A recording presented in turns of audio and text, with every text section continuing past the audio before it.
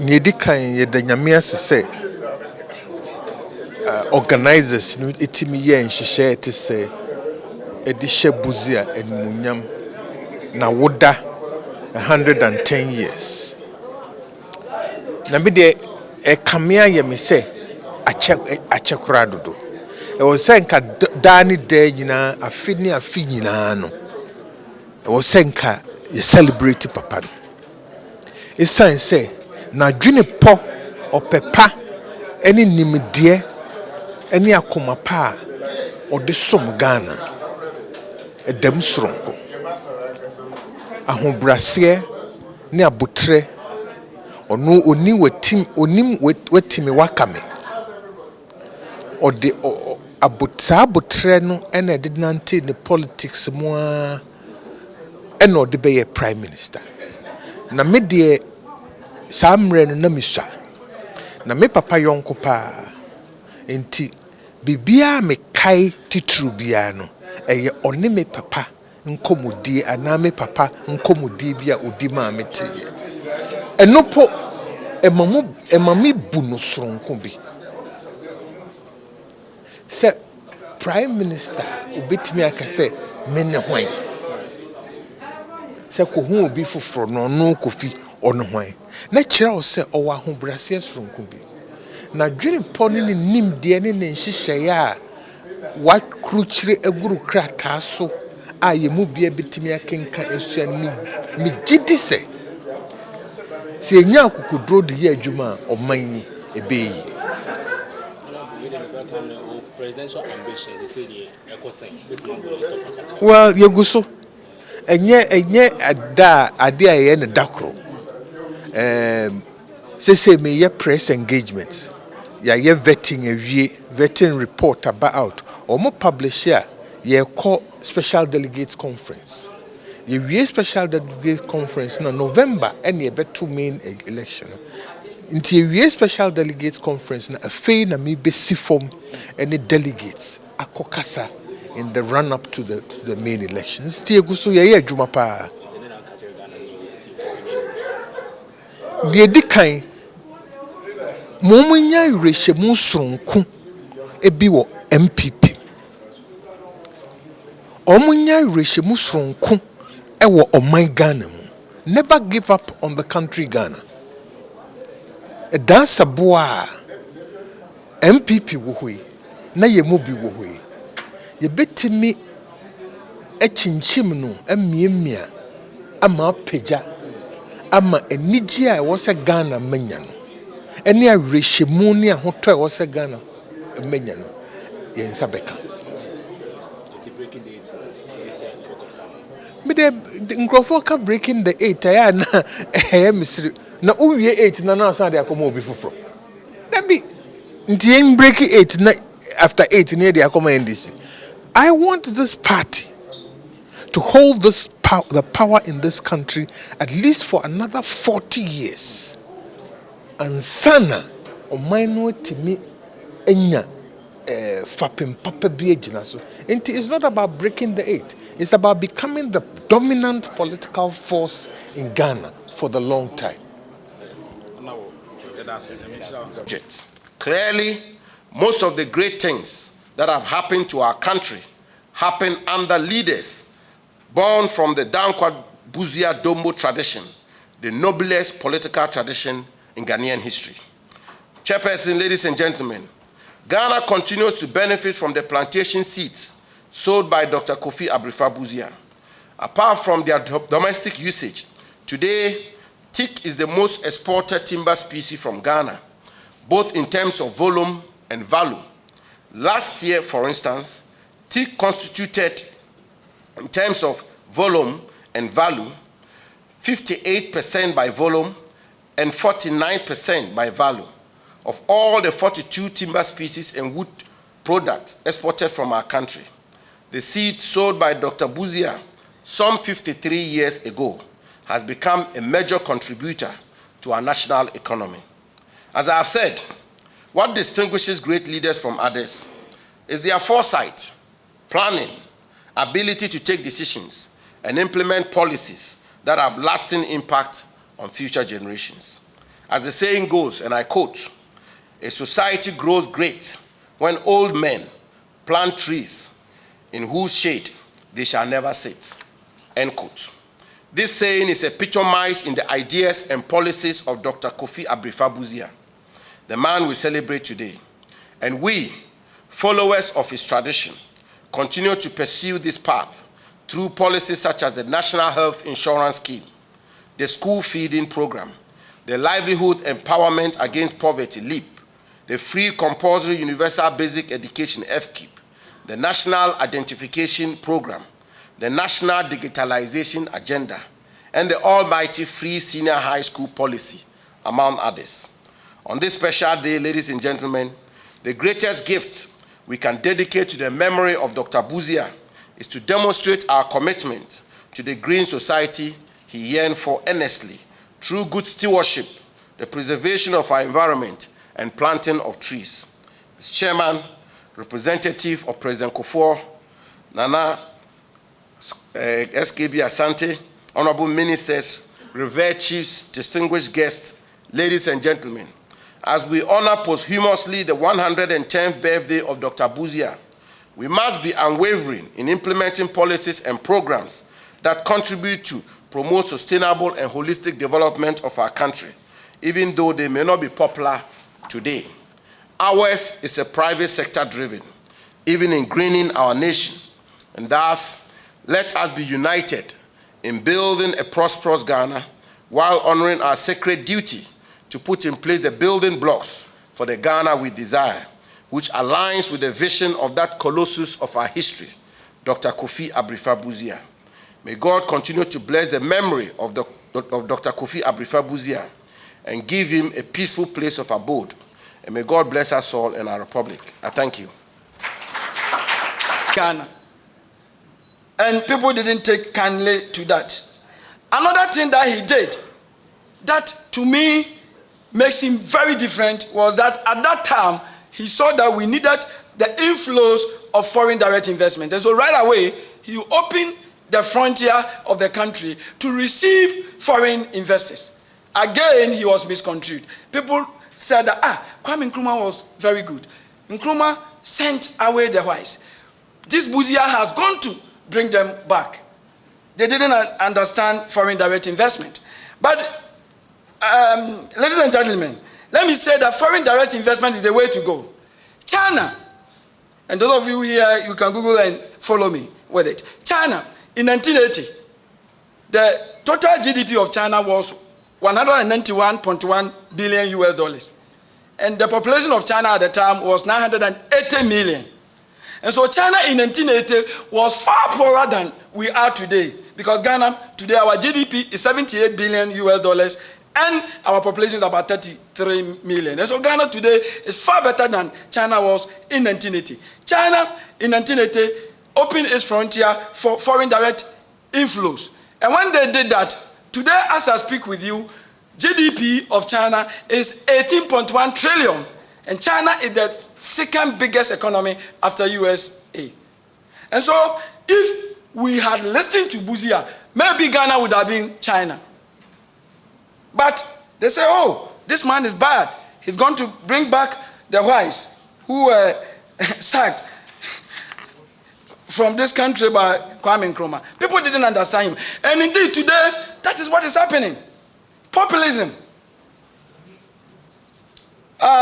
Because many are following me to say a lot about Professor Agyarko, let me quickly try to say that he also did very well with employment, because at his time, as I said, for every 4 people you met who were ready to work, 1 was not working. Today, unemployment rate hovers around 5%. And so it means that today's situation is better than it was in 1969 when it comes to unemployment. But if you meet people who love Nkrumah, they will tell you we were in heaven. That was not true. That was not true. Indeed, in order to open the space for Ghanaians to, as it were, get employment, he immediately came with 2 measures. Number 1, the expulsion of large numbers of non-citizens from the country. And another one was accompanying measure to also limit foreign investment. Prize giving day at Impresso Secondary School. Dr. BUSIA said, and I quote, "You who are young have the exciting chance to build a better society, to leave the world better than you find today," unquote. This statement to the then young boys and girls of the school, some of whom may be about 70 years today, is applicable today as it was then. Today, if we are all to examine ourselves critically, will we be able to say that we are building a better society than what we inherited? I wish to emphasize that this question in our handling of the environment in terms of air, land, and water bodies, as well as flora and fauna. And whilst I was growing up, I saw how giant trees like Odum, Wawa, Sapele, and many others formed canopies all over the place. In those days, we did not have any specially packaged water to call pure, because the water in almost all rivers and streams was extremely clean and pure and contained all the minerals that your body needed. We did not have any to carry water in plastic bottles or sachets to the farm because the water from the stream on the farm was potable.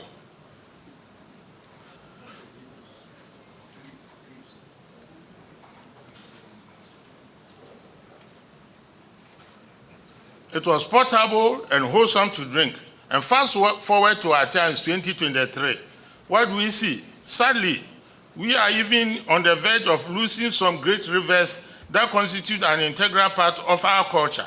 Illegal mining, also known as galamsey, has become an albatross around our neck, and I believe my colleague referred to it. And the government has worked so much to change the situation, but it looks like, I'm not putting the blame on society, but if we are so averse to illegal mining, no people can step there. So it is about time leaders also put it back. No people can accept corruption, can have leaders who are corrupt if they do not accept it at the primary level. No people can have galamsey at Bodi, at Wamfie, at Chem, anywhere, if the people are against corruption and galamsey. I'm saying that I'm looking at Ghanaians in the eye through this exposition to tell Ghanaians that we should take this thing up and fight this menace which threatens our very existence. It is to stem the tide of destruction of the environment that the government of His Excellency Nana Addo Dankwa Akufo-Addo has engaged various means to combat the menace of galamsey. I should say that the government will not relent in its quest to restore our rivers and other water bodies to enhance our health and general livelihood. And I've heard that Minister Jinapo has had several, epithets said about him. Of course, me, I'm older than him. But if they think it's radical, you should try me. Perhaps that is why the good man said, no, a free use methods will be too radical. Because for galamsey, I just cannot stomach it. It's so personal. As citizens, we are also responsible for supporting the government in any way possible to realize this objective. Let us allow the words of Dr. BUSIA to re-echo in our minds that we have a better chance to leave the world better than we inherited it. Mr. Chairman, the second quote from Dr. BUSIA that I want to contextualize to address our current environmental situation is also an excerpt from the same Impresso Secondary School speech mentioned earlier. And he said, and I quote, "Let me say that if you are going out and have not the compelling edge inside you to make something better, to improve some situation or condition, then you really are not living and will not make much of a mark in this world, and you will not be missed when you leave it." Characteristic of BUSIA's words, this is a profound statement worth reiterating. If you are going out and have not the compelling edge inside you to make something better, to improve some situation or condition, then you really are not living and will not make much of a mark in this world. And you will not be missed when you leave it. End quote. Still on the issue of the environment, what are we doing individually and collectively to improve our environment and improve our situation or condition? These words of Dr. BUSIA are so critical to our lives, and I think we must adopt the quote to be used daily in our homes, churches, families, and various institutions. We must at least maintain a nature and the environment that we have inherited. It is an obligation on all of us to ensure that we improve our environment to make it better for those who come after us.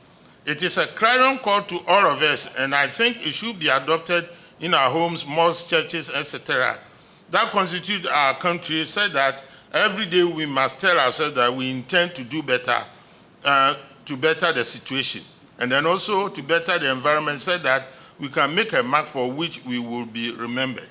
We must put into practice, and even as we cannot make some situations better, or if we cannot better the environment better, we must not destroy what we have inherited.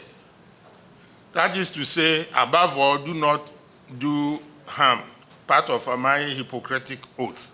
And as we say in Akan, so when you be a ma wasia, if you cannot bequeath a very good environment, even enhance the environment, for heaven's sake, let us not destroy what we have met. To which, of course, I'm sure everybody understands the account, so I will not,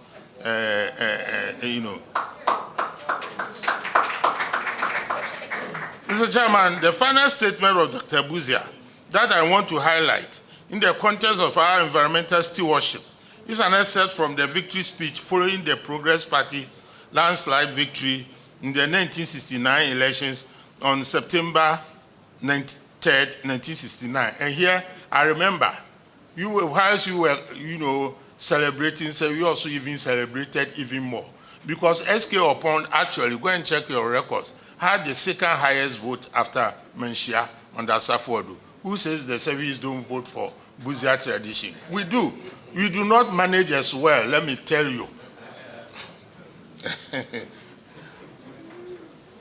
The Prime Minister said, let us learn to be each other's brother's keeper, but let us build a brotherhood that transcends the boundaries of tribe or creed or political party. That statement was not limited to his victory speech, it was his mantra. And that is why people ascribe this tribal thing to them and they don't know the man. To me, to be a brother's keeper, a biblical allusion, applies to almost every sphere of life. However, given where I'm coming from as the Minister for Environment, Science, Technology, and Innovation, I want to look at the perspective on our environment, and there cannot be a better way to seek the welfare of our neighbors than to ensure that we live in a safe and serene environment. That means I seek my responsibility as my neighbor's keeper and not destroy the environment. And they will not survive if I do same. Survival here is not only about those of us alive today, but those who will come many years after us. We ought to pause and reflect and ask ourselves whether we are keeping the environment in a way that portends well for the next person. We can be neighbors by refraining from desecrating the environment with plastics and other unwanted material.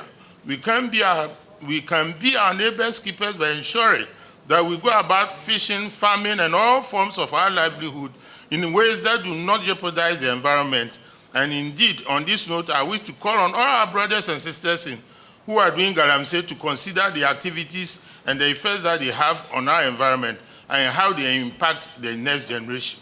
We will have rivers like Ankobra, Pra, Densu, Tano, and others if our parents and grandparents had engaged in galamsey as we have done and are still doing.